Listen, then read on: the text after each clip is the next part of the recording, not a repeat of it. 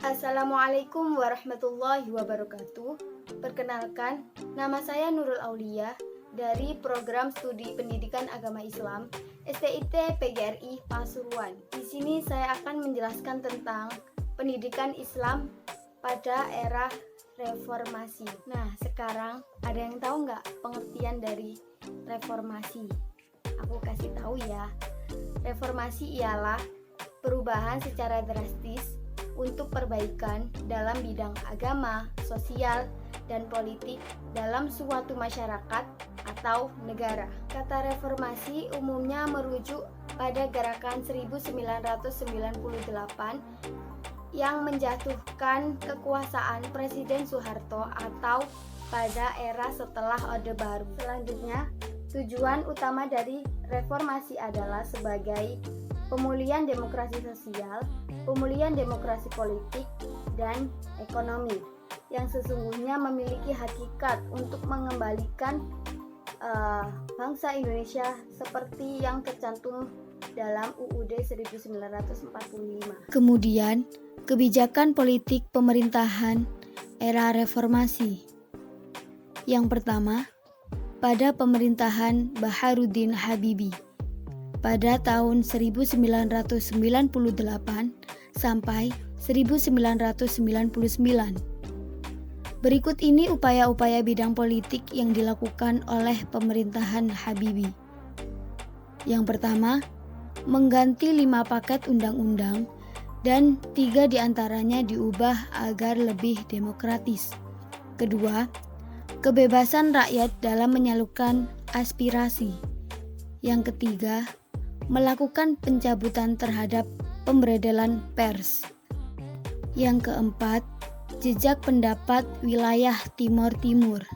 Yang kelima, memberikan abolisi atau hak kepala negara untuk menghapuskan hak tuntutan pidana kepada 18 tahanan dan narapidana politik atau orang-orang yang pernah mengkritik presiden. Yang keenam, pengurangan jumlah anggota ABRI di MPR dari 75 orang menjadi 38 orang. Dan yang terakhir, Polri memisahkan diri dari ABRI menjadi Kepolisian RI. Istilah ABRI berubah menjadi TNI. Yang kedua, pada masa kepresidenan Abdurrahman Wahid pada tahun 1999 sampai 2001. Berikut ini beberapa kebijakan politik, diantaranya adalah: yang pertama, Departemen Penerangan dibubarkan, dianggap mengganggu kebebasan pers. Kedua, Departemen Sosial dibubarkan, dianggap sebagai sarang korupsi. Ketiga, menyetujui penggantian nama Irian Jaya menjadi Papua pada akhir Desember 1999. Yang keempat, masyarakat etnis Tionghoa diperbolehkan untuk beribadah dan merayakan Tahun Baru Imlek. Yang kelima, diumumkannya nama-nama Menteri Kabinet Persatuan Nasional yang terlibat KKN. Yang ketujuh, pencabutan peraturan mengenai larangan terhadap PKI dan penyebaran Marxisme dan Leninisme. Dan yang kedelapan, membekukan MPR dan DPR. Yang ketiga, masa kepresidenan Megawati Soekarno Putri pada tahun 2001 sampai 2004. Berikut ini kebijakan politik pada masa kepresidenan Megawati Soekarno Putri. Yang pertama, mendirikan KPK. Yang kedua, mengadakan pemilu yang sifatnya demokratis. Yang ketiga, membuat kabinet gotong royong.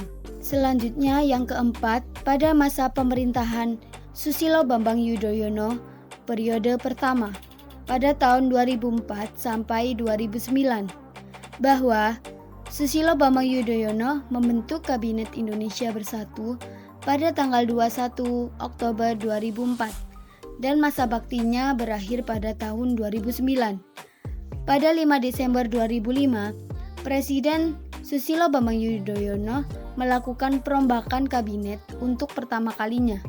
Dan setelah melakukan evaluasi lebih lanjut atas kinerja para menterinya, Presiden melakukan perombakan yang kedua pada 7 Mei 2007. Yang kelima, pada masa pemerintahan Susilo Bambang Yudhoyono periode kedua pada tahun 2009 sampai 2014, bahwa Susilo Bambang Yudhoyono membentuk Kabinet Indonesia Bersatu yang kedua.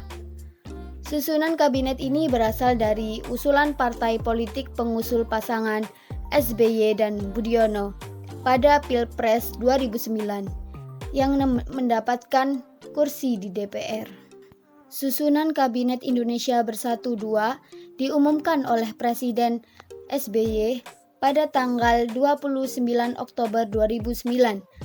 Pada 19 Mei 2010, Presiden SBY mengumumkan pergantian Menteri Keuangan. Pada tanggal 18 Oktober 2011, Presiden SBY mengumumkan perombakan Kabinet Indonesia Bersatu II. Beberapa wajah baru masuk ke dalam kabinet dan beberapa menteri lainnya bergeser jabatan di dalam kabinet. Yang terakhir menjelaskan tentang keadaan pendidikan Islam di zaman reformasi, bahwa pelaksanaan pendidikan pada masa reformasi mengalami suatu perkembangan yang pada dasarnya lebih maju daripada pendidikan pada masa Orde Baru. Pendidikan pada zaman reformasi mengutamakan pada perkembangan peserta didik yang lebih terfokus pada pengelolaan masing-masing daerah. Sekian dan terima kasih. Apabila ada tutur kata yang salah atau penjelasan yang saya sampaikan kurang jelas, mohon dimaafkan. Wassalamualaikum warahmatullahi wabarakatuh.